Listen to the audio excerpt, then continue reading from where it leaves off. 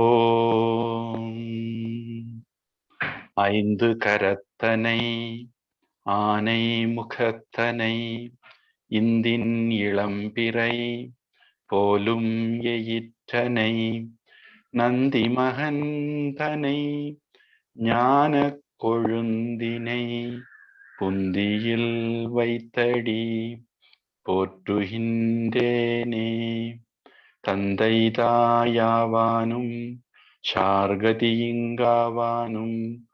அந்தமிலா இன்பம் நமக்காவானும் எந்தமது ஊனாகுவானும் உயிராகுவானும் அருட்கோனாகுவானும் குரு. சரஸ்வதி நமஸ்துभ्यं வரதே காமரூபிணி வித்யாரம்பம் கரிஷ்யாமி சித்திர்பவது மே சதா. ஹரி ஓம். So, Mataji, please give me the share screen option.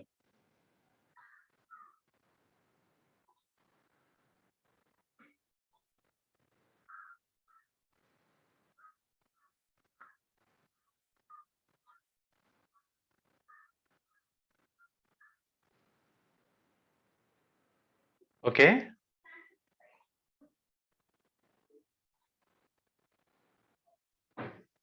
So we start with samskaras.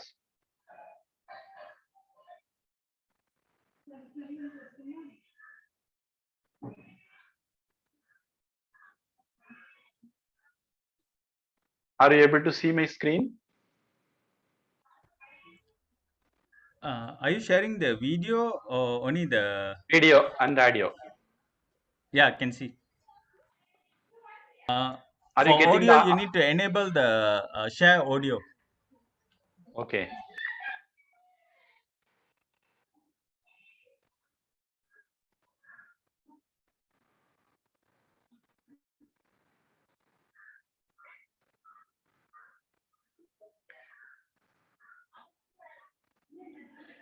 Maybe I need to switch off my Bluetooth, I suppose.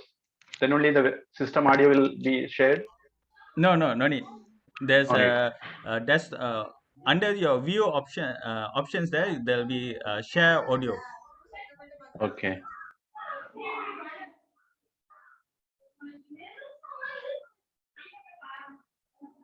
வணக்கம் Guruji. Hari Om. Hari ஓம் Swamiji. Hari Om ji.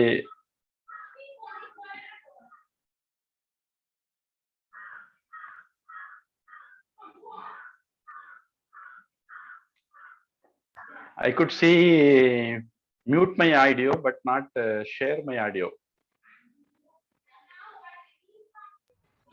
அது மேல அந்த உங்களோட screen ஷேரிங்ல view ஆப்ஷன்ல அதுல பாருங்க.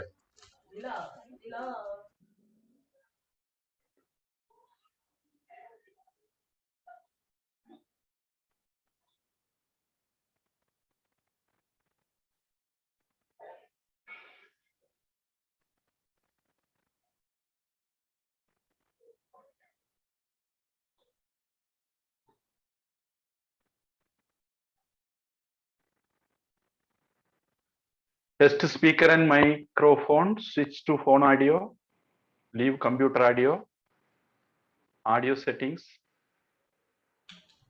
அங்க இல்ல அந்த மியூட் அந்த இதுல இருக்காது. அந்த annotation அந்த share screen அந்த வியூ ஆப்ஷன்ஸ்ல பாருங்க. அங்க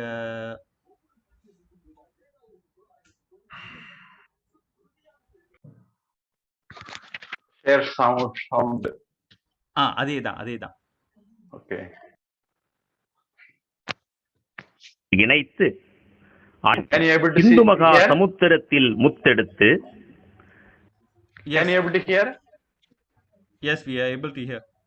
ஞான சடங்குகளை அதில் இணைத்து அழகு எனும் வண்ணம் தீட்டி அமிர்தா குழந்தைகள் கொண்டு மாலைகள் கோர்த்து ஜெகன்மாதா அம்மாவின் பொற்பாதங்களில் இதோ சமர்ப்பிக்கின்றோம்.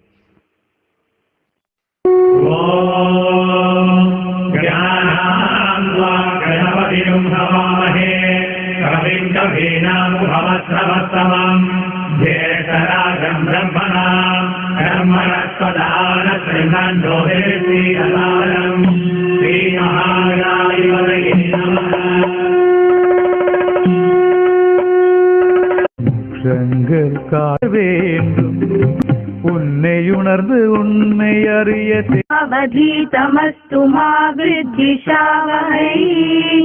ஓம் சாந்தி சாந்தி சாந்தி.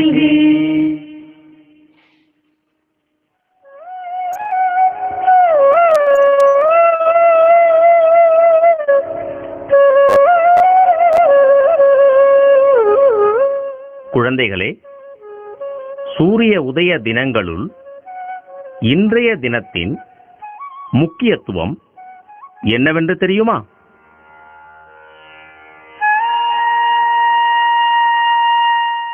குருவே, இன்று பௌர்ணமி திதி. இன்றிலிருந்து 3 மாதம் வரை சாதுக்களின் மாதம் என்றும் சாதுக்களுக்கு மரியாதை செய்ய வேண்டிய மாதம் என்றும் எனது தாத்தா கூறினார். உண்மைதானே குருவே? உத்தமம்.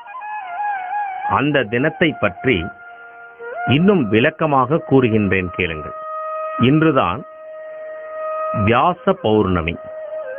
ஆம், மேலான தத்துவமான வேதத்தை 4ஆக பகுத்து ரிக், யஜுர், சாம, அதர்வண வேதங்களாக ஆக்கி பூமியில் உள்ள மக்களுக்கு எடுத்துரைத்த ஆச்சாரியாரின் பெயர்தான் வேதவியாசர். ஷோடச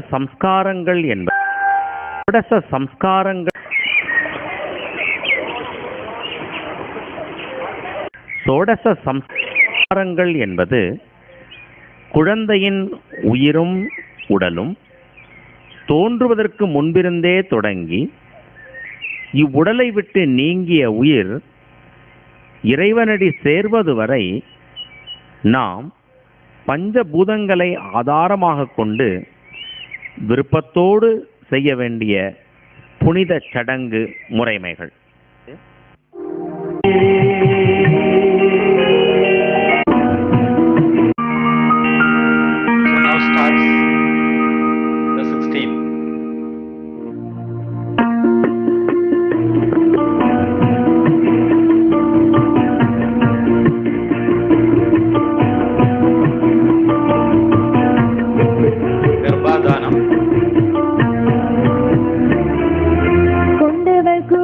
கூலம் வளர வாரிசை நாடுவாள் ஒருத்தி, அவள் தானே நம்பிட்டில்ல தரசி. முன்றையமுத்திங்கள் முத்தெடுத்தால் அவள் காணிட்டி எங்குமே அமர்வாள், அது காத்திடும் பிள்ளை பெரும்பாள். ஏளனம் செய்வதும் கோடி கழிப்பதும் சந்தோஷம் கொள்வாள் கண்ணீருக்கு, அது சந்ததி வளரும் இருக்கு. மாங்காயை உண்பதும் கருவில் பிள்ளைக்கு இதயம் காத்திடும் பொதுவாள், வருமானை குறைத்திடும் மெதுவாள்.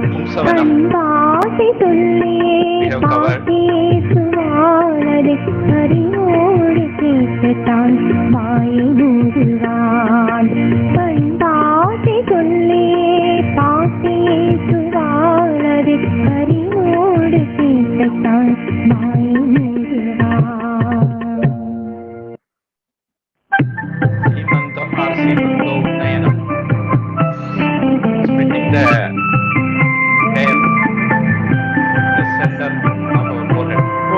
மாசத்தில் சீமந்தம் என்பது பிள்ளை வளர்ந்தவன் கணக்கு, கல்வளையை போடும் வழக்கு. முக்காலி இருக்கை உரலை மெதிக்க பிள்ளை இறங்கிடும் தனியே, சுக பிரசவம் நடக்கும் இனியே. பூமினி முழுதும் சந்தனம் போட்டிட தேகம் குளிர்த்திடும் உடனே அவள் கூடு தனிந்திடும் தனியே. பெரியோரின் ஆசிகள் வாங்கி கொள்ளுவார், பல சுவையோடு சாதம் வகை உண்டு மகிழ்வார். Karma after the birth of the baby, elders give their blessings. நேரத்தில் பிறந்த வீட்டுக்கு பெண்ணை அழைப்பது எதற்கு? அன்னை அன்புக்கு இல்லை அதற்கு. தேனி வளர்த்தவர் பிரசவம் பார்த்ததும் ஜாதகம் இதுதும் குறிப்பு, பிள்ளை வாழ்வதை சொல்லிடும் கணிப்பு. ஐயனழைத்திட சீட்டு கழித்திட கோமியம் எங்கும் தெளிப்பாள், திக்க கிருமியை முழுதும் ஒழிப்பால் மழலை கால நோய்களே தடுக்க எண்ணியே பிள்ளைக்கு அசம்போடு தேரையும் நாக்கில் கொடுத்தாள். மழலை கால நோய்களே தடுக்க எண்ணியே பிள்ளைக்கு அசம்போடு தேரையும் நாக்கில் கொடுத்தாள். சம்பு தேரெல்லாம் கொடுப்பாங்களா நோய்கள் வராம தடுக்கிறதுக்காக. நாமகரணம் பேரிடுதல் இந்த பகுதியை நாம கண்டினியூ பண்ணணும். இந்த இடத்துல இடையில அபிமன்யும் எல்லாம் வந்தது.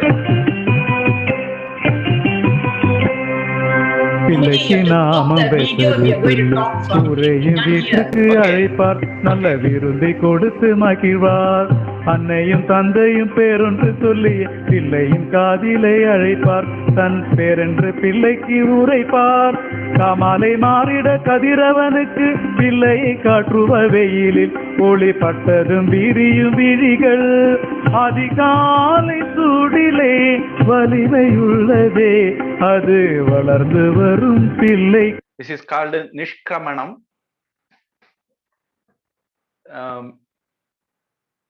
Showing the baby for the first time to the outside world's light, that is sunlight. Generally they don't take the baby out till then. After this only they will take the child out, and even after that they generally don't take the baby out after the sandhya, that is after evening sunset, for many more days. என்றும் நன்மையானதே அது வளர்ந்து வரும் பிள்ளைக்கென்றும். Maybe this is the first sun bath of the baby. நன்மையானதே.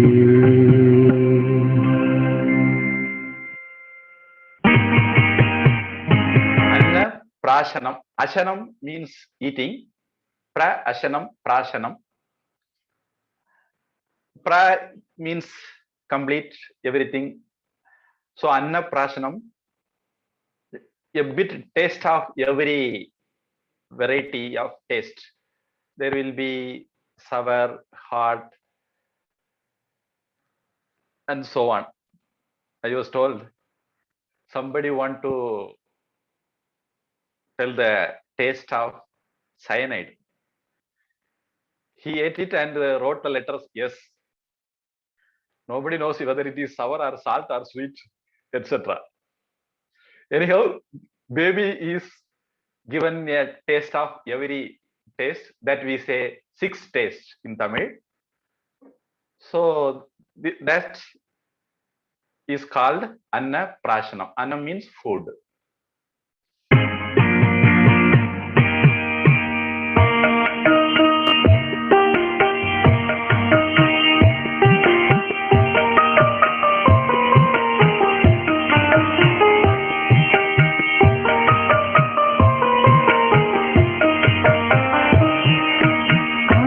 திங்களுமானதும் பிள்ளைக்கு ஆரோக்கியம் என்னும் உடம்பில் அவ நாட்டம் தொடங்கிடும் விளிம்பில். தாய்ப்பாலை மட்டுமே நம்பி இருக்காத ஊட்டவும் வேண்டும் உணவில். உடனாரம்பம் மன்னற்ற சாதம் இறைவகைகளை சாதம் செய்து ஊட்டுவாள் அன்னை அன்னம். பிள்ளை தானே வளர்வது சின்னம். தவழ்கின்ற மழையும் தானே எழும்பும். ஒரு தழுவண்டி நீக்கி தனியே நடக்கும் அவன் தனியே நடக்கும். தவழ்கின்ற மழையும் தானே எழும்பும். ஒரு தழுவண்டி நீக்கி தனியே நடக்கும் அவன் தனியே நடக்கும். Maybe baby might have already taken every food from us, but still this is a formally feeding the baby.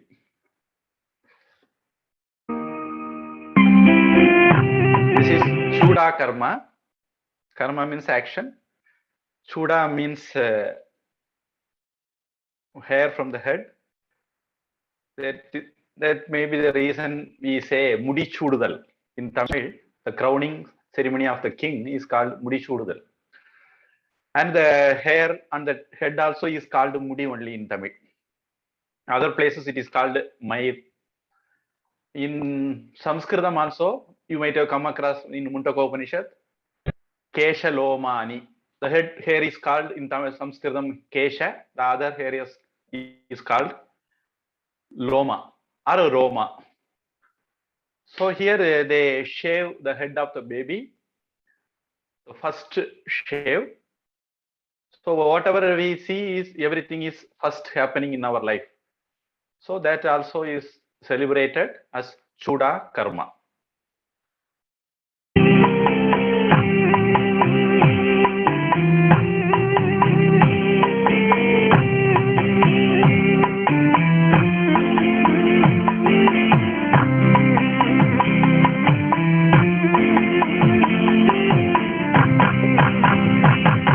பொதுவா நாம தமிழர்கள் we go to Palani, Tiruchendur, Tirupati, and such places we go and give the hair, offer the hair to the deity Bhagavan there. ஆனதும் தாய்மாமன் வீட்டுக்கு அழைப்பு விடுவாள் அன்னை உடன் அவரும் வருவாள் உன்னை. The song says the mother will call the Thai Mama, the maternal uncle. So behind every such celebrations, you may notice some person will be having the prominent role in that. So in that way, the relationships were maintained very well, in very good condition. Nowadays, we are not doing these things, so relationships becomes useless, redundant. But according to the tradition, they are very much necessary. Without Thai Mama, nothing will happen in a family generally. So the mother's brother is so much important than the husband or husband's father and all.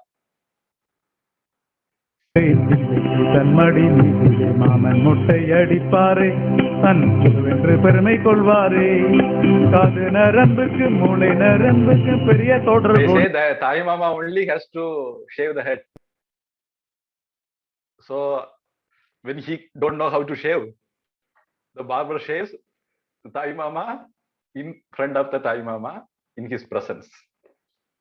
ஒன்று காதில் பாரம் இருந்தால் மிக நன்று காதை நாம்.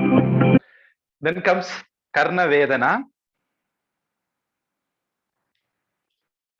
piercing the ear. In those days, it was done for every child, and particularly the first child, because some Mantravada, black magic is related with that. So there is a story. Let me tell that also. As there is Swastika Dhanashekhar and all. There was one king. When he was training his sword, வாள் பயிற்சி செய்யும் போது அவருக்கு ஒரு சின்ன காயம் பட்டுட்டது. அப்போ அந்த மந்திரிக்கு ஒரு பழக்கம், எல்லாம் நல்லதுக்கு தான், நடந்ததெல்லாம் நன்மைக்கே அப்படின்னு சொல்லுவாரு. அத மாதிரி சொன்னார். ராஜாவுக்கு வந்ததே கோவம், எனக்கு சுண்டு விரல்ல காயம் பட்டிருக்குது, நீ வந்து நடந்ததெல்லாம் நன்மைக்கு சொல்றியா, பிடிச்சு போடுறா மந்திரிய ஜெயிலுக்குள்ள அப்படின்னு ஜெயிலுக்குள்ள போட்டார். அப்புறம் ராஜா வேட்டையாட காட்டுக்கு போனார். பொதுவா காட்டுல மிருகங்கள் அதிகமாகும் போது வந்து நாட்டுக்குள்ள வந்து தொந்தரவு கொடுக்கும் போது அதுகளை கட்டுப்படுத்துறதுக்கு ராஜா காட்டுக்கு வேட்டைக்கு போவாரு. அதன் மூலமாக அவருக்கும் ஒரு யுத்த பயிற்சி, வார் ரிஹர்சல் மாதிரி இருக்கும். அப்ப அப்படி ராஜா போயிருந்த போது காட்டுக்குள்ள ரொம்ப தூரம் போய் தனியா மாட்டிக்கிட்டாரு. அந்த காட்டுவாசி ஜனங்கள் அவரை பிடிச்சு வச்சுக்கிட்டாங்க. பார்க்க ரொம்ப அழகா லட்சணமா இருந்தாரு. ராஜாவை அவங்க கோவில் கொடை திருவிழாவுக்கு நரபலி கொடுக்கணும், அதனால ராஜாவை கொடுத்துடலான்னு பிடிச்சு வச்சுக்கிட்டாங்க. ராஜா அவங்க நிறைய பேர் இருந்தனால ராஜாவை ஒண்ணும் பண்ண முடியல, மாட்டிக்கிட்டாரு. அப்ப அடுத்த நாள் நரபலிக்கு வந்து செக் பண்ணுவாங்க, 32 லட்சணமும் இருக்குதா, மாப்பிள்ளைக்கு 32 லட்சணமும் பாக்குறது மாதிரி 2 லட்சணம் தான் குறவுன்னு சொன்னேன், சொல்லியிருக்கேன்னு நினைக்கிறேன். அது மாதிரி இந்த ராஜாவுக்கு எல்லா லட்சணம் இருக்கான்னு பார்த்தாங்க. அவருக்கு பொதுவா இந்த மாதிரி பலி கொடுக்கும் போது அவங்களுக்கு எந்த குறையும் இருக்கக்கூடாது. இப்ப ராஜாவுக்கு கையில வெட்டுப்பட்டு இருந்ததுனால ராஜாவை விட்டுட்டாங்க. ராஜா நாட்டுக்கு வந்த உடனே மந்திரி சொன்னாரே கையில வெட்டுப்பட்டா நல்லது, குறை இருந்தா நல்லது அப்படின்ட்டு சொன்னாரே, அதுபடி இப்போ உயிர் தப்பிச்சுக்கிட்டோமே அப்படின்ட்டு ராஜா வந்து மந்திரியை விடுவிக்க சொன்னார். சரி, நான் வெட்டுப்பட்ட போது நடந்ததெல்லாம் நன்மைக்குன்னு சொன்னீங்க, நான் உங்களை பிடிச்சி ஜெயில போட்டேன், ஜெயிலுக்கு போகும்போது கூட நடக்கிறதெல்லாம் நன்மைக்குன்னு சொல்லிட்டு போனீங்களே, அது அப்படின்னு மந்திரி சொன்னாரு. ராஜா, உங்களை நிழல் மாதிரி விடாம நான் பின்னாடியே வந்துட்டு இருப்பேன், நல்ல காலம் நான் வரல, அதனால என்ன போய் பிடிச்சி சொல்லி கொடுக்கல, நானும் தப்பிச்சுக்கிட்டேன் நீங்களும் தப்பிச்சுக்கிட்டீங்க, அதாவது நடந்ததெல்லாம் நன்மைக்கு அப்படின்ட்டு சொன்னார் அப்படின்னு. பொதுவா அதுவும் ஒரு காரணம். குழந்தைகளுக்கு காது குத்தும் போது குழந்தைகளுக்கு ஒரு குறை வந்துடும். அப்புறம் அந்த குறை உள்ள குழந்தைகளை பிளாக் மேஜிக் மாதிரி விஷயங்களுக்கு எல்லாம் பயன்படுத்த முடியாது அப்படிங்கிறது ஒரு காரணமா இருக்கலாம். அப்புறம் குழந்தைகள் பிறக்காம பிறந்தாதான் மூக்கு குத்துறது, காது குத்துறது, இந்த மாதிரி ஏதாவது பண்ணுவாங்க. அது மாதிரி ஒரு ட்ரெடிஷன் இருக்கு. அதற்கு மேல அந்த காதுல அக்குபங்க்சர் காரங்க கிட்ட இந்த காதுல குத்துறது, மூக்குல குத்துறது, இதை பத்தி கழுத்துல மாலை போடுறது, விரல்ல மோதிரம் போடுறது, இதை பத்தி எல்லாம் நீங்க விசாரிச்சுக்கலாம். இது எல்லாத்துக்கும் பின்னாடியும் அக்குபங்க்சர் விசேஷங்களும் இருக்கு.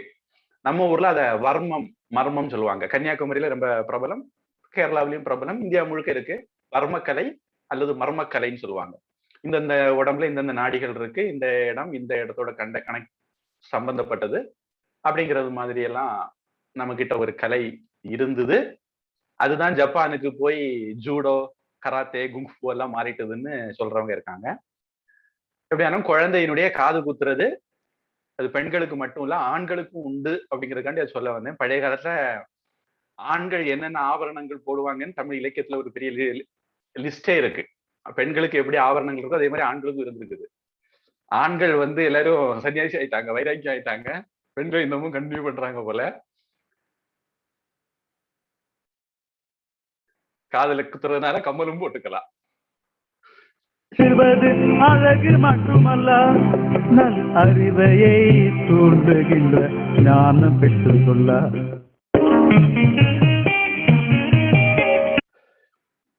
இந்த வரிசை கொஞ்சம் வித்தியாசமான வரிசை. நாம பார்க்க போற வரிசை கொஞ்சம் வித்தியாசமா இருக்கும். இது வித்யாரம்பம். அதாவது குழந்தை நாமெல்லாம் படிக்கும்போது கூட உட்கார்ந்து ஏதாவது படிக்கும், கிறுக்கும், பேப்பரை கிழிக்கும். ஒரு 5 வயது 6 வயதுக்கு மேல, இந்த காலத்துல 2.5 வயசு 1.5 வயசுல எல்லாம் கூட்டிட்டு போறாங்க, அது சரியா படல. குழந்தைகள் கிட்ட ஒரு 5 வயசு வரையாவது, குழந்தைகள் அம்மா அப்பா கிட்ட ஒரு 5 வயசு வரையாவது இருக்கணும் அப்படின்ட்டு பூஜ்ய சுவாமிஜி, சைக்காலஜிஸ்ட் எல்லாம் சொல்றாங்க. அந்த வயசுக்கு மேல பொதுவா நாங்கெல்லாம் பள்ளிக்கூடம் படிக்க போகிற காலத்துல பிள்ளைகளை சீக்கிரம் கூட்டி வீட்டுல தொந்தரவா இருக்குன்னு சொல்லி சீக்கிரம் கொண்டு விட்டுறக்கூடாது அப்படின்னு டெஸ்ட் பண்றதுக்காக வேண்டி வாத்தியார் என்ன பண்ணுவார்னா, இந்த கையை எடுத்து இப்படி தொட சொல்வார். இந்த கை இந்த காதை வந்து மேல தொடணும். இப்ப நம்ம வளர்ந்துட்டோம், அதனால இங்க எங்க வேணாலும் தொடும். ஆனா சின்ன பிள்ளைல அப்படி தொடாது. 5 வயசு முடியாம 6 வயசு முடியாம குழந்தைகளால இந்த காதை தொட முடியாது. அதுதான் அவங்களுக்கு 5 வயசு 6 வயசு ஆயிட்டுங்கிறது அடையாளம். அப்ப இந்த காதை இந்த குழந்தை தொட்டுதுன்னா அந்த குழந்தைய மட்டும்தான் சேர்ப்பாங்க. 6 வயசு ஆச்சு, உண்மை, அப்பா அம்மா சொல்றது உண்மைன்னு எடுத்துக்குவாங்க, இல்லாட்டா எடுக்க மாட்டாங்க. பழைய காலத்துல ஸ்கூல்ல சேர்க்கும் போது அட்மிஷன்ல ஜாதி பேரெல்லாம் கேட்கறாங்களா இல்லையோ இதை முதல்ல டெஸ்ட் பண்ணுவாங்க. அந்த வயசுக்கு மேல குழந்தைகளுக்கு குரு கிட்ட கூட்டிட்டு போய் முறைப்படி அபிஷியலா ஃபார்மலா கல்வியை ஆரம்பிச்சு வைக்கிறது. எப்படி சாப்பாடு சொன்ன அதே மாதிரி கல்வியும் அதே மாதிரி முறைப்படி ஆரம்பிச்சு வைக்கிறது. அதுக்கு முன்னாடி குழந்தை படிக்குதுன்னா நீங்க படிக்க வைக்கலாம், தப்புன்னு இல்லை. ஆனா இந்த வயசுல முறைப்படி குரு கிட்ட போய் வித்தையை தொடங்கி வைக்கிறது வித்யாரம்பம். பொதுவா 6 வயசுக்கு மேல குருகுலத்திலேயே சேர்த்தரலாம். ஒரு 4 வயசு அந்த மாதிரி ரேஞ்சில குரு கிட்ட போய் வித்யாரம்பம் பண்ணிக்கலாம். குழந்தை நம்ம சொல்றதை கேட்டு சொல்லக்கூடிய ஒரு தன்மை வந்துட்டுது அப்படின்னா குரு கிட்ட கூட்டிட்டு போய் வித்யாரம்பம் பண்ணிடலாம். அப்புறம் குருகுலத்துல சேர்க்கறது அல்லது ஸ்கூல்ல சேர்க்கறது அப்படிங்கிறது ஒரு 6 வயசுக்கு மேல பண்ணிக்கலாம். வித்யா கல்வி ஆரம்பம் தொடங்குறது, ஸ்டார்டிங் ஆஃப் த அகாடமி. காண்பதையெல்லாம் கற்றுக்கொள்ளுகின்ற வயது 3 தானே, அதை அறிவை சொல்லும் தானே. இந்த சமயத்தில் வித்யாரம்பம் நல்லது என்பதனாலே அவனில் எழுதவை பாரே. நல்லொரு நாளில் பூஜையை வைத்த குருவும் கைப்பிடிப்பாரே, பின்பு எழுதை கற்பிப்பாரே. வெளி உலக விஷயம் யாவும் ஒன்று முதல் அவன் படிப்பான், நல்லறிவை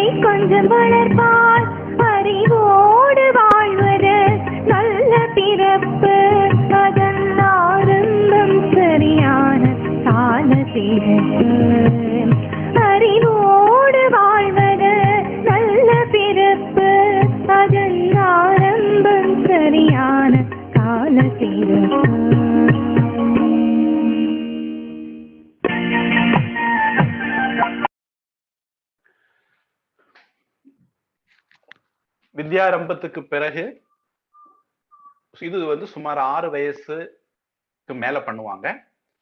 உபநயனம்னு பேரு. இது பொதுவா நமக்கு தெரிஞ்சு பூணூல் கல்யாணம் அப்படின்னு சொல்லுவாங்க. யஜ்ஞோபவீதம் போடுறது அப்படின்னு சொல்லுவாங்க. சம்ஸ்கிருதத்துல யஜ்ஞோபவீதம், தமிழ்ல பூணூல். உபநயனம், உப அப்படின்னா பக்கத்துல, சமீபே. இன்னைக்கு காலையில சம்ஸ்கிருத கிளாஸ்ல கூட வந்தது. பக்கத்துல, குருவுக்கு பக்கத்துல. நயனம், அழைத்து செல்லுதல். நயனம்னா கண்ணுன்னு ஒரு அர்த்தம் உண்டு. கண்ணு நமக்கு வழிகாட்டுது. இந்த வழிகாட்டியா இருக்கிற குரு கிட்ட கூட்டிட்டு போறதுனால உபநயனம் அப்படின்னு பேரு. கல்விக்கு பக்கத்துல, குருவுக்கு பக்கத்துல அழைச்சிட்டு போறது. அதுக்கு அந்த சடங்குல பூணூல் போடுவாங்க, குடுமி வைப்பாங்க. அப்புறம் சன்னியாசம் எடுக்கும் போது அந்த பூணூல் குடுமி எல்லாம் நீக்குவாங்க. அது வரையிலும் இந்த உபநயனத்துல ஆரம்பிச்சு பூணூலும் குடுமியும் மற்ற வைதிக கர்மங்கள் செய்யறதுக்கு முக்கியமான தேவைகள். ஏன்னா பொதுவா மந்திரம் சொல்லும் போது நீங்க சில மந்திரங்கள்ல பூணூலை பயன்படுத்தணும், சில மந்திரங்கள்ல குடுமி எல்லாம் பயன்படுத்தணும். அந்த அங்கநியாசம், கரநியாசம் சொல்லுவாங்க. அது இப்படி எல்லாம் பண்ணுவாங்க. பூஜாரிகள் பார்த்திருக்கலாம் நீங்க. நம்மகிட்ட இருந்தா கிறிஸ்தவர்கள் படிச்சிருப்பாங்க நினைக்கிறேன். இப்படி பண்றது. நம்ம கிட்ட 12 நாமம் சொல்லி பண்ணுவாங்க. விஷ்ணவே நமக, கேசவாய நமக, அந்த மாதிரி. அது மாதிரி ருத்ரத்துல எல்லாம் அங்கநியாசம், கரநியாசம் வரும். பொதுவா ஜபம் பண்ணும் முன்னாடி அங்கநியாசம், கரநியாசம் எல்லாம் பண்ணுவாங்க. அந்த மாதிரி பண்ற போது ஷிகாயை நமக அப்படின்னு ஒரு மந்திரம் வரும். இல்ல ஷிகாயை வஷட்டு அப்படின்னு வரும். அப்படி வரும்போது நீங்க ஷிகையை தொடணும். ஷிகைனா குடுமியை தொடணும். அதாவது அந்த குடுமி இந்த சடங்கு போது தான் வைப்பாங்க. அது வரைக்கும் முடி முழுக்க இருக்கும். அந்த சமயத்துல ஒரு குறிப்பிட்ட பகுதியில மட்டும் முடிய விட்டுட்டு, ஷிகையாக விட்டுட்டு, அதுல முன்குடுமி, பின்குடுமி, சைடு குடுமி எல்லாம் பல விதம் இருக்கு. அப்பள குடுமி எல்லாம் இருக்கு. அது அவங்க சம்பிரதாயம் அனுசரிச்சு வச்சுக்குவாங்களா இருக்கும். எப்படி இருந்தாலும் குடுமி இருக்கும். குடுமியை ஷிகாய நமன்னு சொல்லும்போது ஷிகையை தொடணும், குடுமியை தொடணும். அந்த குடுமி இப்பதான் வைப்பாங்க. இந்த குடுமியும் பூணூலும் நமக்கு வைதிக கர்மங்கள் பண்றதுக்கான தகுதிக்கான ஒரு அடையாளம், அட்மிஷன் மாதிரி. இதுக்கு மேல சமிதாதானம்ங்கிற ஒரு சடங்கு மட்டும்தான், யஜ்ஞம் மட்டும்தான், நெருப்பு கர்மம் மட்டும்தான் பிரம்மச்சாரி பண்ணுவாரு. அப்புறம் அவர் திருமணமான பிறகு அக்னிஹோத்திரம் தொடங்கி சாதுர்மாசியம், தர்ஷபூர்ண மாசம், இந்த மாதிரி நிறைய யஜ்ஞங்கள் பண்ணுவாங்க. இப்ப நாம பாக்குற இந்த சோடச சம்ஸ்காரத்தை நான் சொல்லியிருக்கிறேன். 48 சம்ஸ்காரம் சொல்லுவாங்க. அந்த 48ல இந்த 16 போக ஒரு 27 எண்ணம் முழுக்க யஜ்ஞங்கள் தான், ஹோமங்கள் தான். நாம அதை பார்க்க போறது இல்லை. நான் அப்படி இருக்குங்கிற தகவலுக்காண்டி சொல்றேன். அதனால அந்த இது ஸ்கூலுக்கு அட்மிஷன் போடுறது மாதிரி இந்த மாதிரி சடங்குகள் எல்லாம் செய்யறதுக்கான தகுதி வந்துட்டுன்னு அறிவிக்கிறதுக்கு அடையாளம் தான் இந்த உபநயனம். ரொம்ப முக்கியமான ஒரு சடங்கு ஹிந்துவினுடைய வாழ்க்கையில. அப்புறம் அவர் சன்னியாசம் எடுக்கிற வரைக்கும் இந்த சடங்கு விட முடியாது. இப்ப தொடங்குறது காலையில, மாலையில சந்தியாவந்தனம், மத்தியானமும் பண்ணுவாங்க. அது போக சமிதாதானம் பிரம்மச்சாரியா இருக்கும்போது, பிரம்மச்சாரியை முடிச்ச பிறகு இல்ல கிரகஸ்தம் எடுத்த பிறகு இன்னும் அதிகமான சடங்கு சம்பிரதாயங்கள் வரும். அந்த முக்கியமான உபநயனம் பண்ணுவாங்க. இதுக்கு அடுத்தது வேதாரம்பம் பண்ணுவாங்க. குரு வீட்டை கொண்டு படிக்க விடுவாங்க. அதுதான் அடுத்த ஞாயிற்றுக்கிழமை வரப்போற ஆவணி அவிட்டம் அப்படிங்கிறது. இந்த உபநயனம் பண்ணிக்கிட்டு ஆவணி அவிட்ட அன்னைக்கு குரு வீட்டை கொண்டு படிக்க விடுவாங்க. நம்முடைய சிஸ்டம் என்னன்னா 6 மாசம் படிப்பு, 6 மாசம், அப்புறம் ஒரு 4 மாசம் எக்ஸ்ட்ரா கரிக்குலர் ஆக்டிவிட்டிஸ், அப்புறம் ஒரு 2 மாசம் லீவு. இந்த மாதிரி ஒரு சிஸ்டம் தான் நம்ம நாட்டுல இருந்திருக்குது. அதுல அந்த கல்வி தொடங்குறது ஆவணி அவிட்டம். ஒரு 6 மாசம் நடக்கும். அப்புறம் ஒரு பிரேக். அப்புறம் தை மாசத்துல ஒரு 4 மாசம் எக்ஸ்ட்ரா கரிக்குலர் ஆக்டிவிட்டிஸ், அதாவது வில் பயிற்சி, வாழ் பயிற்சி, அந்த மாதிரி எல்லாம் பண்ணுவாங்க. இது வந்து முழுக்க படிக்கிறது தான் இருக்கும் இந்த முதல் ஆவணி அவிட்டத்துல தொடங்கி. அப்புறம் அடுத்த வருஷம் மறுபடியும் ஆவணி அவிட்டத்துக்கு அடுத்த கல்வி ஆண்டு தொடங்கும். அப்ப இந்த எஜுகேஷன் அகடமிக்கல் இயர் அப்படிங்கிறது நம்மளை பொறுத்த வரைக்கும் ஆவணி அவிட்டம் 2 அப்படிங்கிறது தான். அதுக்கு பின்னாடி இந்த மாதிரி நிறைய விஷயங்கள் இருக்கு. உபநயனம் இதெல்லாம் மார்க் பண்ற ஒரு இது. பொதுவா உபநயனம் 3 வர்ணத்தார்களுக்கு அப்படின்னு சொல்லுவாங்க. 4 வர்ணத்தார்களுக்குங்கிற சொல்றவங்களும் இருக்காங்க.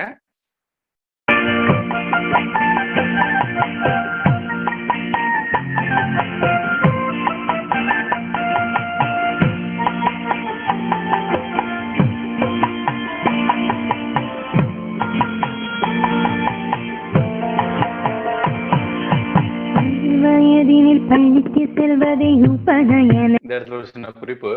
பொதுவா உபநயனம் ஒரு பையனுக்கு பண்ண மாட்டாங்க. இங்க நமக்கு இதுல ஒரு பையன் தான் தெரியறான், அது இன்னொரு பையன் ஒழிச்சிருக்காருன்னு நினைச்சுக்கோங்க, கேமரா வியூவுக்கு வெளியே இருக்காருன்னு நினைச்சுக்கோங்க. பொதுவாக உபநயனம் ஒரு பையனுக்கு பண்ண மாட்டாங்க. இந்த மாதிரி சில சம்பிரதாயங்கள் நம்ம நாட்டுல இருக்கு. 2 பேருக்கு குறைஞ்சபட்சம் பண்ணுவாங்க. அதுக்கு மேல எத்தனை பேரும் பண்ணிக்கலாம். ஆனா குறைஞ்சது 2 பையனுக்கு. அப்ப என்னுடைய பையனுக்கு நான் பண்ணணும் அப்படின்னா இன்னொரு 7 பையனும் என் பையன் கூட சேர்த்துக்கணும். எந்த மாதிரி பழைய காலத்துல யோசிச்சிருப்பாங்க பாருங்க.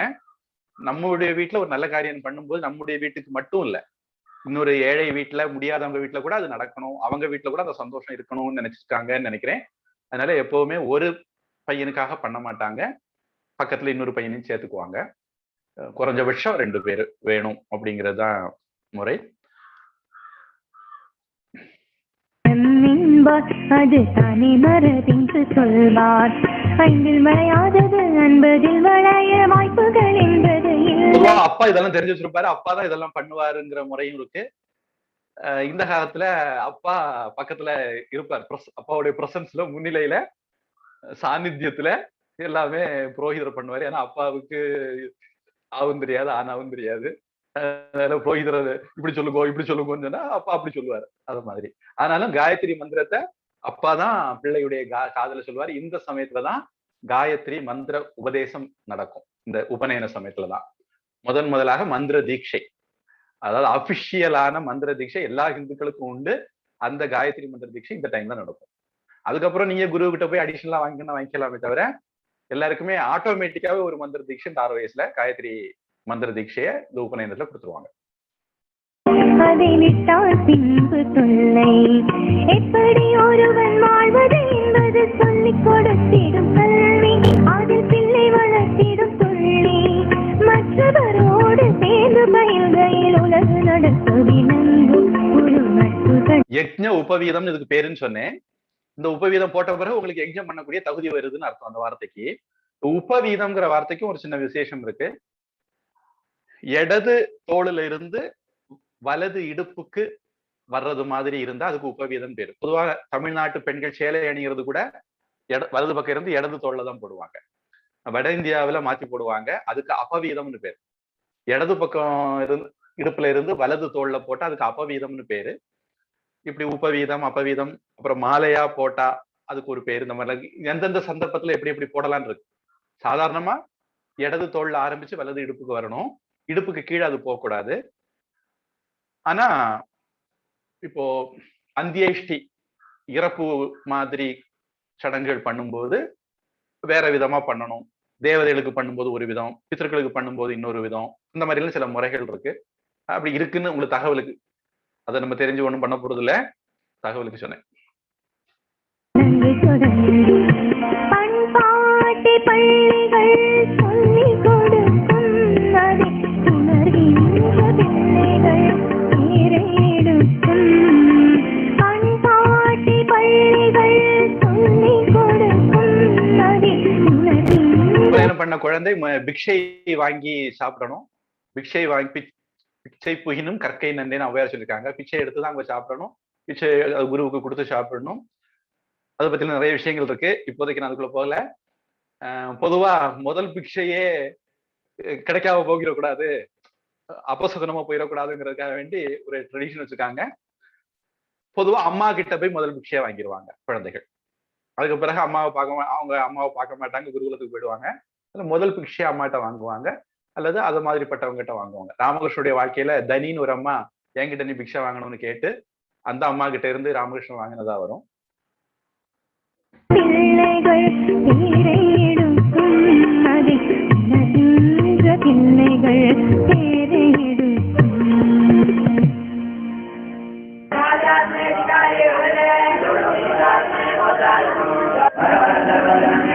குருகுலத்துக்கு போய் பிள்ளைகள் வேத மந்திரங்களை படிக்க ஆரம்பிக்கிறாங்க. அதுதான் இது.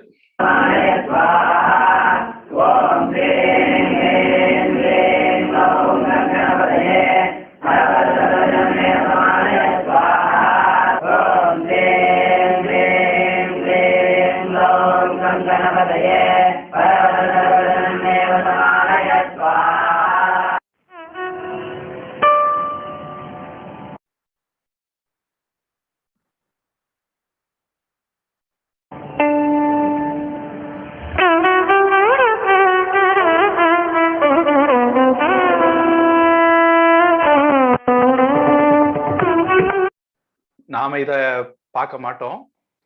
இதில் வந்ததுனால சொல்றேன். பொதுவா குழந்தைகள் ஒரு முதல் முடி எடுத்த பிறகு அப்புறம் கொஞ்ச நாளைக்கு அந்த குழந்தைகளுக்கு முடி எடுக்காம ஒரு 6 வயசுக்கு மேல எடுப்பாங்க. அதைத்தான் மனசுல வச்சு இந்த கேஷாந்த அப்படிங்கிற இது போட்டிருக்காங்க அப்படின்னு நினைக்கிறேன். நம்முடைய 16 சடங்குகள் வரிசை வேற விதமா இருக்கும்.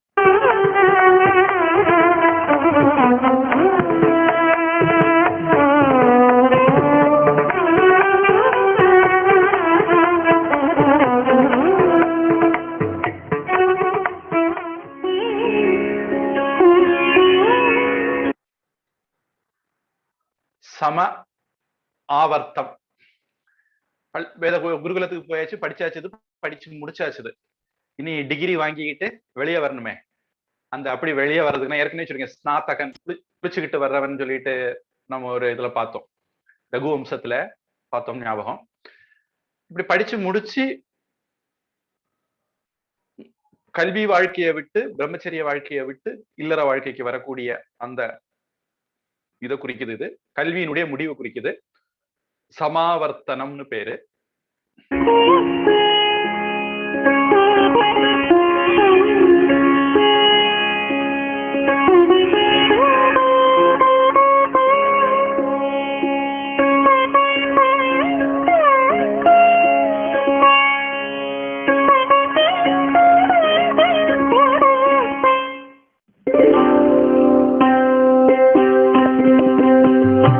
முக்கியமான ஒன்றை பத்தி இது வரைக்கும் சொல்ல வச்சிருப்பீங்க. 15 விவாகம், திருமணம் பண்றது.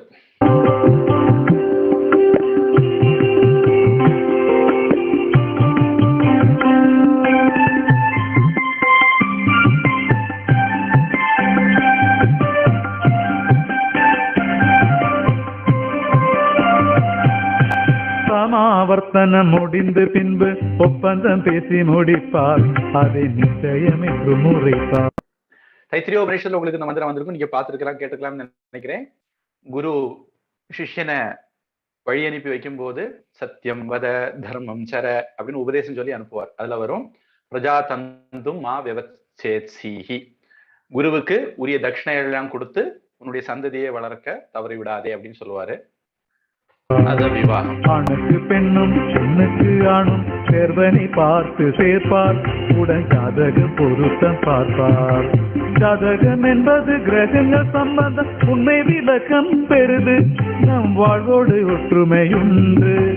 பொருத்தமான ஜாதகங்கள் பேசி முடிப்பார், இரு வீட்டாரும் தட்டை மாற்றி நிச்சயம் செய்வார், இரு வீட்டாரும் தட்டை மாற்றி நிச்சயம் செய்வார்.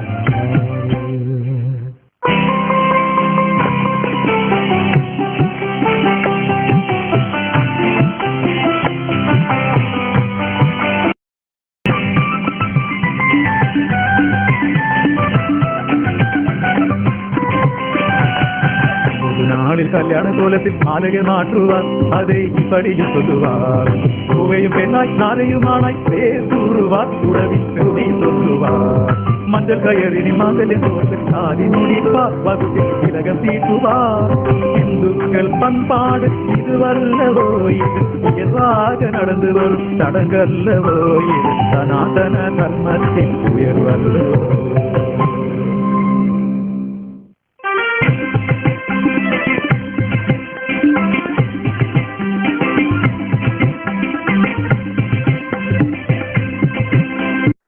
திருமணத்தின் போதே கூட காசிக்கு போறதுன்னு ஒரு சடங்கு உண்டுன்னு சொல்லுவாங்க. ஞானத்துக்காக வேண்டி போறது, சன்னியாசத்துக்கு போறதுன்னு. திருமணம் முடிஞ்ச பிறகு வானப்பிரஸ்தம், அப்புறம் சன்னியாசம். நாம அடுத்து தொடர்ந்து பார்க்கும்போது பார்க்கலாம். அதை இப்போதைக்கு சன்னியாசம் எடுக்கிறத காட்டலாம். விளையும் பயிர் முளையில் பார்த்து குருமார் கன்று பிடிப்பார், அதில் சிலரை மற்றும் தேர்வு எடுப்பார். உலக பற்று துறந்தவனை துறவியாக இணைப்பார், இந்த மோட்சம் தீரும் சொல்வார். வாரிசை வேண்டி சிலரை மற்றும் இல்லற வாழ்க்கை கொடுப்பார், அவர் தர்ம நெறி கடைபிடிப்பார். வாழ்வில் இணைந்த வானப்பிரஸ்தம் இப்ப கொண்டு காட்டுறாங்க. முதல்ல வானப்பிரஸ்தம், அப்புறம் சன்னியாசம்.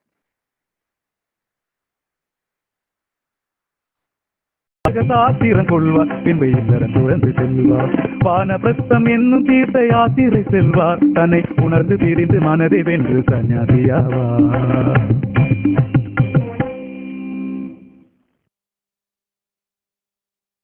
அப்புறம் காடு வா வாங்குது, வீடு போங்குது அப்படிங்கிற காலம். அந்தியேஷ்டி, இறுதி சடங்கு.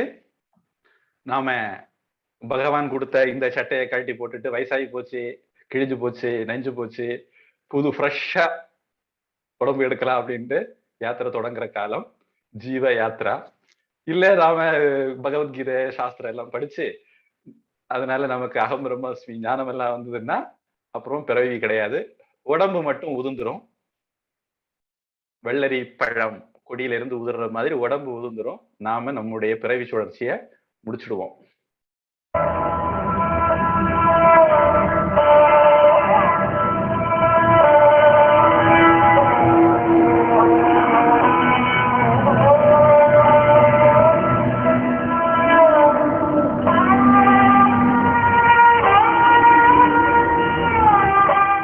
பானை உடைக்கிறது, குடம் உடைக்கிறது அப்படின்னு எல்லாம் சொல்லுவாங்க.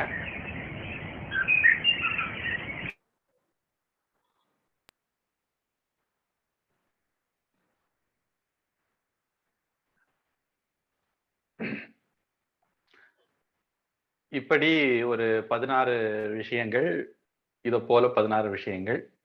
நாம் தொடர்ந்து இதை பத்தி கூடுதலாக விவரங்கள் பார்ப்போம். உங்களுக்கு 16ஐயும் ஒரு தடவை கண்ணுல காட்டிடணும், நிறைய பேர் இப்ப ரொம்ப ஆதங்கத்துல இருப்பாங்கிறதுனால கண்ணுல காட்டிடணும்னு சொல்லிட்டு காட்டினேன். இது ஒரு ஓவரால் ஐடியா 16 இந்த மாதிரி இருக்கும் அப்படிங்கிறதுக்கு. தொடர்ந்து நம்ம சம்ஸ்காரங்கள் அடுத்த வகுப்புல இதை வழக்கமா பார்த்துட்டு வர்ற மாதிரி கண்டினியூ பண்ணுவோம். இப்போ நமக்கு மகாபாரதம் பக்கம் வருவோம். பொதுவா சில ராசிக்காரங்க ரகசியத்தை காப்பாற்ற முடியாதான். குந்திக்கு ஒரு சாபம் இருக்குன்னு சொன்னேனே, அந்த சாபம் எல்லாருக்கும் அப்ளை ஆகுதோ இல்லையோ, சில ராசிக்காரங்களுக்கு அப்ளை ஆகும்னு ஜோதிட வல்லுநர்கள் சொல்றாங்க. எந்த ராசி நான் சொல்ல போறது இல்லை, ஆனா அப்படி இருக்குன்னு தகவல் மட்டும் சொல்றேன். அது மாதிரி சில நட்சத்திர ஆட்கள் இயல்பாக எதிர்பாலினத்தால கவரப்படுவாங்க. ஒருவேளை அவங்களுக்கு தான் அந்த மீ டூ ப்ராப்ளம் எல்லாம் வரும். திரௌபதி அந்த மாதிரி நட்சத்திரத்துல பிறந்தாலும் என்னமோ, அதனால திரௌபதிக்கு வாழ்க்கை முழுக்க அந்த மாதிரி கொஞ்சம் பிரச்சனைகள் வர்றதை நம்ம பார்க்கிறோம். அதுதான் ஜெயத்ரதன் மூலமாக நடந்தது. நான் அது ஜராசந்தன் அந்த வகுப்புல திருப்பி சொன்னேன். அது ஜெயத்ரதன். அப்புறம் பர்பரீக்கன் சொல்லிக்கிட்டு ஒரு பேர் சொல்லியிருந்தேன். அது சம்பந்தமா ஒரு செய்தி எனக்கு வந்தது, உங்களை ஒருத்தங்க அனுப்புனது. அது இங்கிலீஷ்ல பேர் எழுதுனா BARBARIC அப்படி எழுதுனா பார்பாரிக்னு தோணும். BARBARIKன்னு எழுதிக்கோ. நாம பர்பரீகா, ரி நெடில், பர்பரீகன் அப்படின்னு சொல்லலாம் தமிழ்ல. கடோத்கச்சனுடைய மகன், பீமனுடைய பேரன். பீமன் ஹிடும்பிக்கு கடோத்கச்சன் பிறந்தான். அவனுக்கு மண்டை கடம் பானை மாதிரி இருக்குமா, அதனால அவனுக்கு கடோத்கச்சன் பேரு. அவருக்கும் மௌர்வி அப்படிங்கிற அம்மாவுக்கும் பிறந்தவங்க இந்த பர்பரீக்கன். அந்த அம்மா எனக்கு கூடுதல் ஒரு தகவலும் தந்தாங்க. அந்த கதைக்கு எனக்கு தெரியும், ஆனா ஸ்கந்த புராணத்துல அதை பத்தி குறிப்பு வருதுங்கிற தகவல் எனக்கு அவங்க மூலமா கிடைச்சது. பிறகு நானும் ரொம்ப காலமா வெயிட்டிங்ல வச்சிருந்த அந்த பர்பரீகன் பத்தி கூடுதல் விவரம் தெரிஞ்சுக்கணுங்கிற ஆசை அதனால தூண்டப்பட்டு பார்த்தேன்.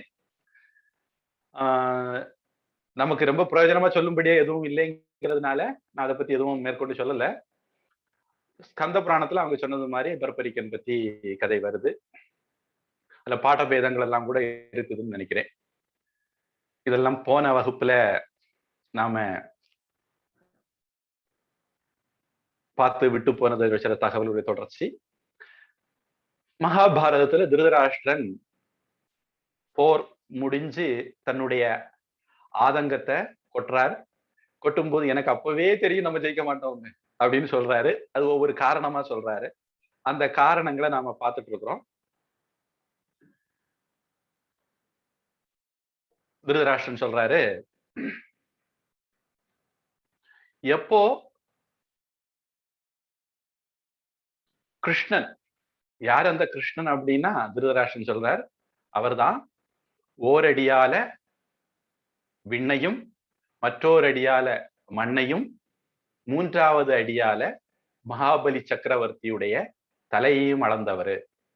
நாம இந்த கதையெல்லாம் இனிமேல் சபா பருவம் பகுதியில கொஞ்சம் விரிவா பார்க்கலாம் அப்படின்னு நான் திட்டம் வச்சிருக்கிறேன்.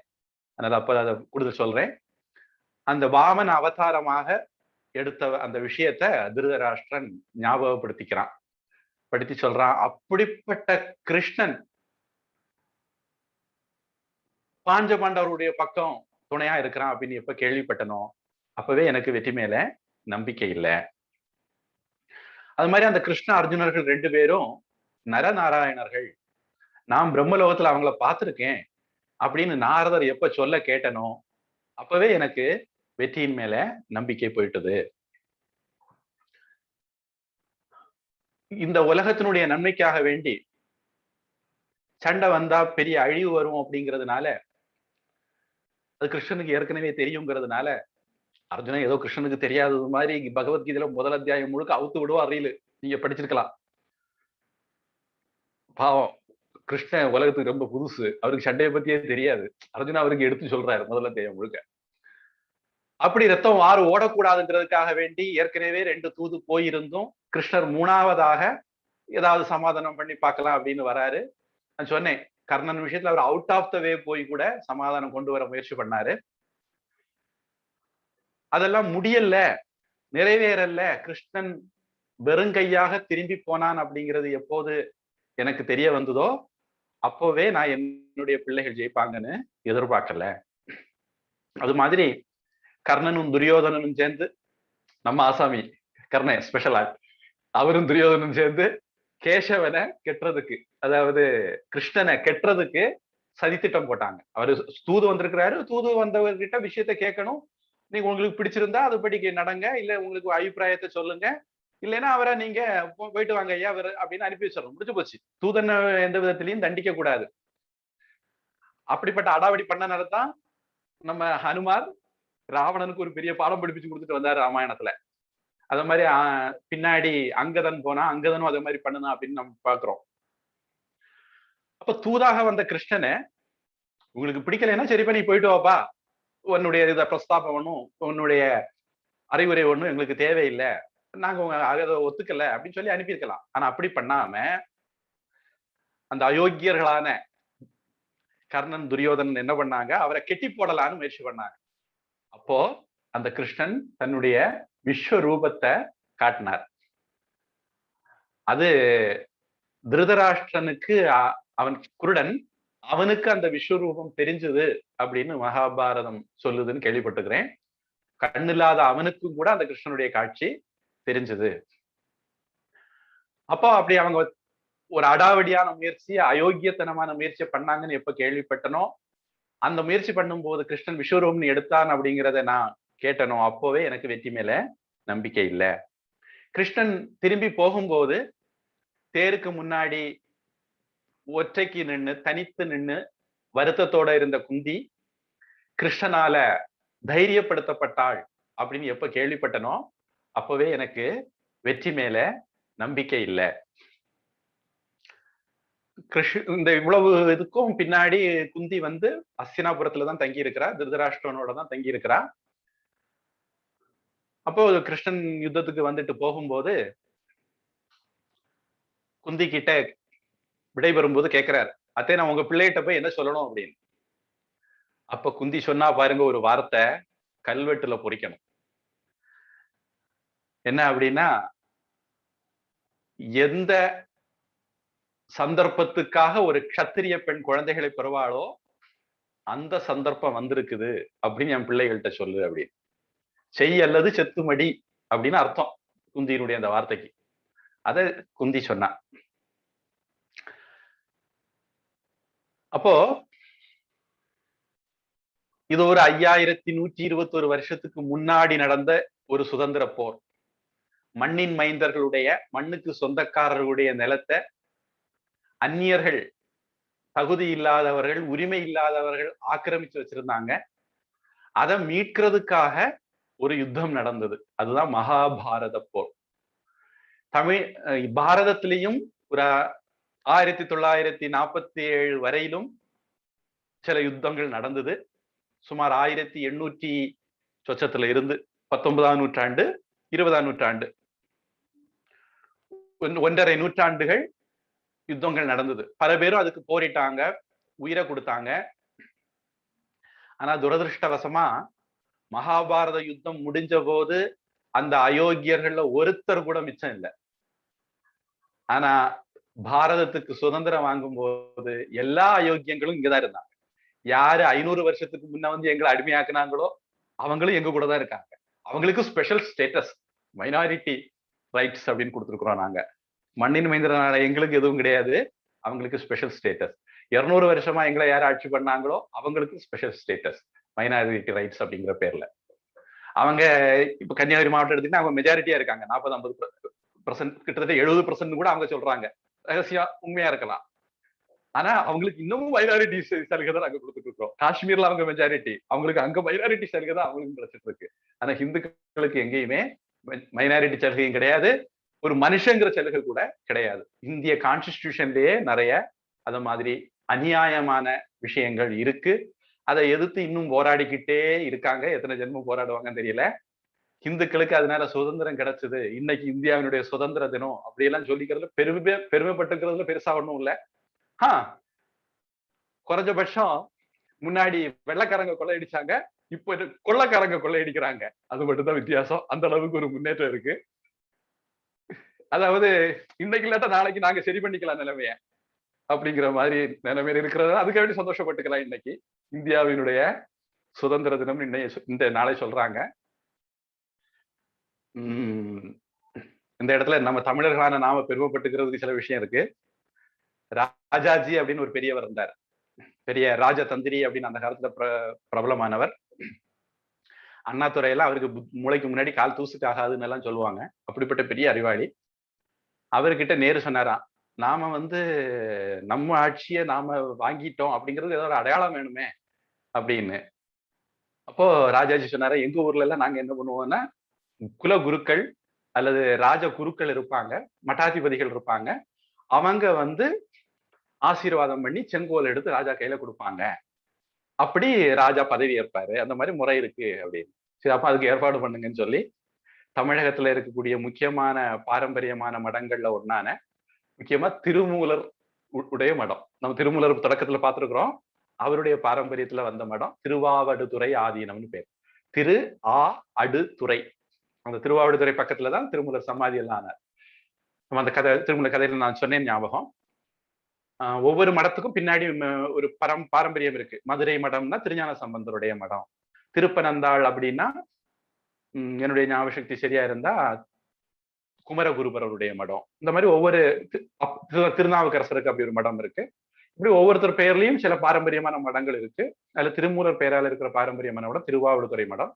அந்த மடத்தினுடைய சுவாமி அவரு கொஞ்சம் உடம்பு சரியில்லாம இருந்ததுனால அவருடைய இளைய பட்டம் விமலராஜபதியை அனுப்பி என்ன assistant prime minister vice president அவரை செங்கோலோட உடனே ஒரு ஆத்திர அவசரமா ஒரு செங்கோல் செய்து தங்கம் முலாம் பூசி அவரை ராஜாஜியோட டெல்லிக்கு அனுப்பி வச்சு மவுண்ட் பேட்டன் அந்த செங்கோலை இந்த சுவாமிகிட்ட கொடுக்க, திருவாவடுதுறை ஆதீன சுவாமி அதுக்கு புரிந்த நீரெல்லாம் தெளிச்சு திருநாவுக்கரசருடைய கோளறு திருப்பதிகம் அப்படின்னு நாம சொல்றோமே, அந்த திருப்பதிக பாடல்களை பாடி அதனுடைய நாடாழ்வார் நன்மை நமதே அப்படின்னு முடியும் அந்த பாடல். அந்த பாடலை சொல்லி அந்த செங்கோலை நேரு கிட்ட கொடுத்ததாக எனக்கு கூட 2 நாளைக்கு இன்ன வரைக்கும் தெரியாது. அண்மையில புகைப்படத்தோட அந்த செய்தி சேர்ந்தது. அதனால அதை உங்களோட பகிர்ந்துக்கிறேன். இவ்வளவு நாளும் மறைக்கப்பட்ட வரலாறு. இப்ப அடுத்தது 7:30க்கு இந்தியாவினுடைய மறைக்கப்பட்ட வரலாறுன்னு ஒரு டாக் இருக்கு. நிறைய வரலாறுகள் இந்தியாவில எங்கள் கண்ணில இருந்து மறைக்கப்பட்டிருக்கு. அதுல ஒண்ணு இது. அதனால தமிழ்நாட்டு தலை சிறந்த மடங்கள்ல ஒன்னான திருவாவடுதுறை மடத்தினுடைய சுவாமி மூலமாக செங்கோல் வழங்கப்பட்டு நேரு பதவி ஏற்றார் அப்படிங்கிறது ஒரு நல்ல ஒரு தகவல், நாம தெரிஞ்சுக்க வேண்டிய தகவல். சரி, இப்படி பாரதத்துக்கு என்னமோ கொண்டாடுறதுக்காக வேண்டி ஒரு சுதந்திரம் கிடைச்சிருக்குது. முழுமையான சுதந்திரம் இனிதான் வரணும்னு நான் நினைக்கிறேன். ஆனா பஞ்சபாண்டவர்கள் மிச்சம் மீதி இல்லாம சுதந்திரம் வாங்கிட்டாங்க. ஏன்னா கிருஷ்ணன் கூட இருந்தார். தொடர்ந்து நாம மகாபாரதத்தை அடுத்த வகுப்புல பார்ப்போம். பிரார்த்தனை சொல்லிடலாம்னு நினைக்கிறேன். கேள்வி இருக்காதுங்கிற நம்பிக்கையில பிரார்த்தனை. ஓம் வான்முகில் வழாது பெய்க, மலிவளன் சுரக்க, மன்னன் கோன்முறை அரசு செய்க, குறைவிலாது உயிர்கள் வாழ்க, நான்மறை அறங்கள் ஓங்க, நற்றவம் வேள்வி மல்க, மேன்மைக்குள் சைவ நீதி விளங்குக உலகமெல்லாம். வாழ்க அந்தணர் வானவரானினம், வீழ்க தன் புனல் வேந்தனும் ஓங்குக, ஆழ்க தீயதெல்லாம் அரண்நாமமே சூழ்க, வையகமும் துயர் தீர்கவே. ஹரிஹி ஓம் தத்சத். சர்வம் பிரம்மார்ப்பணமஸ்து. ஸ்ரீகிருஷ்ணார்ப்பணமஸ்து. சோ குணவதி அம்மாவுடைய கேள்விக்கு